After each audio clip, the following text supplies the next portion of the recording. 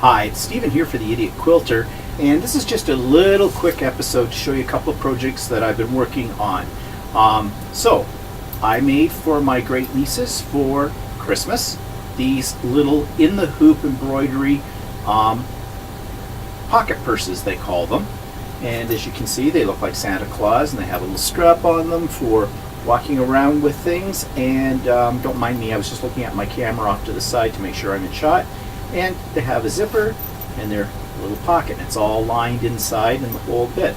So I think for a couple of little girls, I think they're about 7 and 5 years old, that they're going to kind of like these. And they were a lot of fun to make once you figured out the directions for it. Sometimes directions I have found on some in-the-hoop designs are not absolutely clear. Just a plug for Creative Kiwi, which is a company outside, or not outside, but in New Zealand. They have great designs, and most of the time their instructions are very detailed, and they include photos as well, showing you how to do their designs. They also couple those with some videos too, so that's very helpful when you're trying to do something like this. And then behind me, it is done. This is my Modern Quilt. I did this in a class, and I finished it this morning. I got the binding on it all the way around. The fabric, if you're interested, is by Cafe Facet, or K Facet as he's often referred to. His colors are known for being bright and bold and very in your face, and you can see that in this particular quilt. Now, when I was making this quilt in the class, the instructor, she kind of said to me, it's going to be very blue, isn't it? But I think it worked out very well. And my intent was to do something that was pretty bold, because you say to me Modern Quilt, I'm thinking bold colors, straight lines in the blocks and things like that.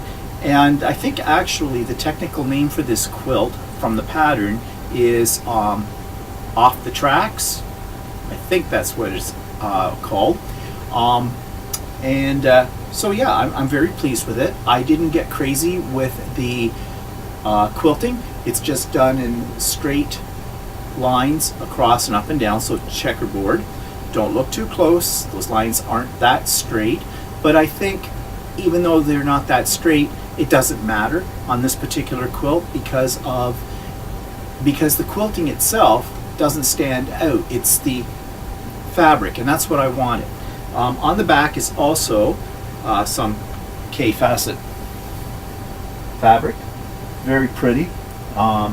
Again, very much in your face kind of a thing.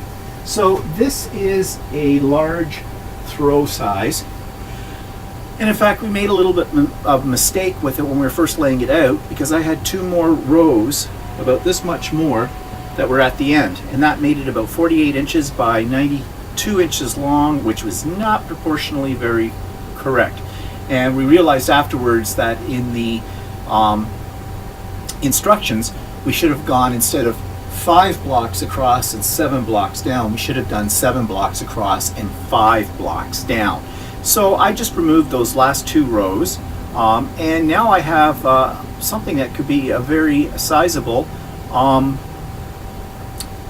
bed rug, if I decide to make it out of that, or I might make it into a couple of cushions. I don't know yet what I'll do with that extra piece, but I'll have to do something with it, because it's a substantial part. Like I said, it's about 2 rows long.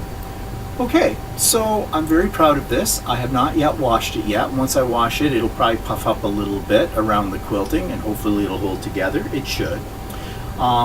So yeah, when I go to wash a quilt, I always get a little nervous, because I'm hoping it doesn't come unraveled. But I have been very careful with my stitching on this one, and so yeah, I don't think there's going to be any problems with that. So anyways, that's what I've been up to, and thanks for watching, and I hope you have a great Christmas. Bye bye for now.